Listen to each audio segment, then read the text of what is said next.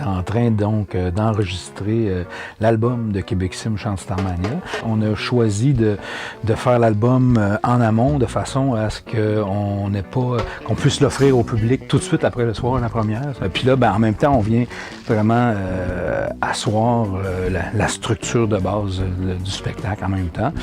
Tout ça va servir de guide. Les projections vont être montées sur j'ai rien que des mots en anglais, sur le timeline, donc sur cette échelle de temps-là. Donc, on pense un petit peu plus loin que ce qu'on fait normalement quand on fait un album. On ferait juste les tunes pour les tunes, mais là, en même temps, il faut penser en 4 dimensions.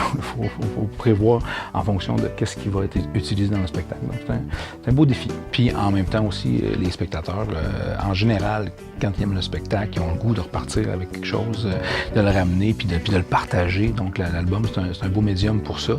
Il y a ce phénomène-là qui est important, je pense, pour moi, au niveau de la transmission, parce que c'est un peu ça aussi, la mission fondamentale de Québec Sim, c'est d'être une courroie de transmission pour la culture québécoise, pour les différents projets qu'on fait, donc d'amener la musique entre les générations, de faire découvrir aux jeunes aussi ce qui a fait triper les parents. Dans l'œuvre comme telle, c'est sûr qu'il y a des pièces comment je dirais ça, qui sont super marquantes, qui m'ont marqué moi, puis qui ont rejoint le public général, qui sont devenus des succès, des hits en elles-mêmes, en dehors de l'œuvre. Mon coup de cœur, c'est d'avoir le temps de jouer de la musique, de jouer des tunes au complet, puis que tu mets ça bout à bout aussi, puis ça fait découvrir vraiment une trame narrative, une histoire, parce que les gens n'ont pas l'idée tant que ça de toute l'histoire de Starmania. Les chœurs sont très importants dans Starmania, et la beauté de la version concert, c'est que tous les chanteurs solistes sont aussi les choristes.